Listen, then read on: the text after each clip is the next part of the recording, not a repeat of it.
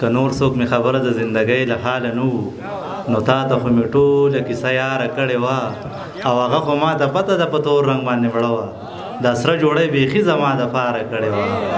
ډېر محترم د دې پروګرام صدر منیر بنیري ته خواست دی چې راشي او خپل کلام سره شریک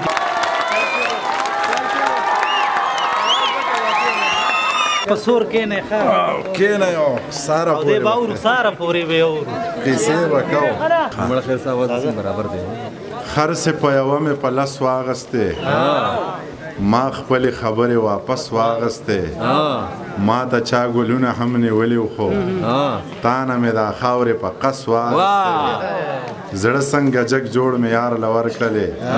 بېرته مې تې څنګه تس نس واغستې بسم الله الرحمن الرحیم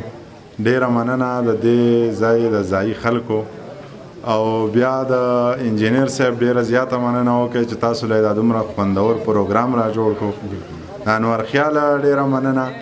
چې دغه ملګري را ټول کړه او د پروګرام له ښکلا ورکړه خبرې خو ماله راځي نه او شعرونه درته وایم چې څه مې مخې له راتله هغه درته وایم او بیا به در نظمه یو څو شعرونه دي چې د چا درهم د چا ډالرې رسي زمونږ به بیا کندې کپرې رسي د غنیمت په دومره ښکلي مال کې د پښتنو نیزې او زغرې رسي د غنیمت په دومره ښکلي مال کې د پښتنو نیزې او زغرې رسي منګی که مات شي او که نشي یاره خو خلک وایي یوازې لرې رسي پټیل کې یو درزن بنګړي ماتوا تاوان ماته جوارګري رسي یو هسې هم د مولا نه یم خوښ بل ورته ماتې مړې خبرې رسي او دغه دوه درې شعرونه به درته نور ووایم چې سترګې راوورېدې زړونه مات شو لکه بنګړي د چا لوزونه مات شو د شرابیانو مرابیانو جنګو څه ګیلاسونه میلاسونه مات شو دا لیونی هلک راوګرځوئ د جینکو پسې سټونه مات شو یو درې شعرونه درته نوي ویمه که مې یاد شو چې د کال عمره ورځې دي ګرمي د غنملو دی د کال عمره ورځې دي ګرمي د غنملو دی د ځان سره زیاتی کوي که ځانه روجې نسي د کال عمره ورځې دي ګرمي د غنملو دی د ځان سره زیاتی کوي که ځانه روجې نسي ته ګوره غله ډاکوان او جوارګر په منځ ولاړ دي ته ګوره رشوتخور او سودخور دواړه روجې نسي ته ګوره غله ډاکوان او جوارګر په منځ ولاړ دي ته ګوره رشوتخور او سودخور دواړه روجې نسي د تبه تابعینو نه پس دا مسلماني ده غني خان د مستۍ د سین په غاړه روجې نسي د تبه تابعینو نه پس دا مسلماني ده غني خان د مستۍ د سین په غاړه روجې نسي په سر د دارو آیا نن ښه په جارو آیا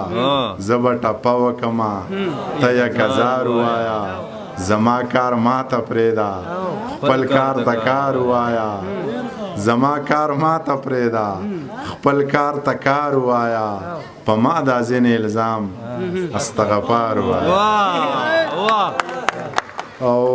دغه څه زاړه شعرونه به درته ووایم چې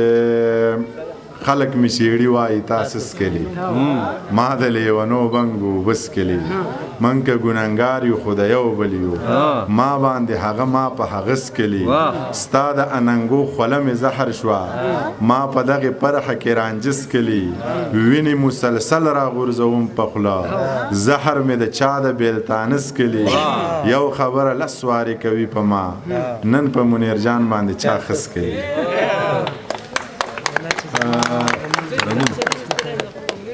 دغه خو به راته یاد نه شي زه چې کوم سړي ویستلی یم له خوبه دی خبره نه و زما د لیونتوبه دا سړی زما د مخې نه پناه کوي ګنې زه پسې وزم له سړیتوبه په ریخو ریخو جامو کې مې تېر کړی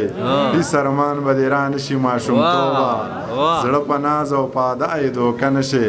ته پوهېږې نه د دې خلکو په لوبه که رښتیا په منیر جان باندې مین وي تر بونیره به پیاده راشي له جوبه د اجړاګانو د خندا هلکان دا د ګډا دا په ګډا هلکان د لوپټو ضرورت هم نه لري د جینکو په وار پیدا هلکان کاږه بریتونه او ببرې ګیرې زاږه واږه وي په رښتیا هلکان دا نرخزي دی په والله که د سړي بچي دي خان ښه سړی دی خو دا سپي ډېر د سپي بچي دي دا نرخزي دی په والله که د سړي بچي دي خان ښه سړی دی خو دا سپي ډېر د سپي بچي دي دا چې پښتو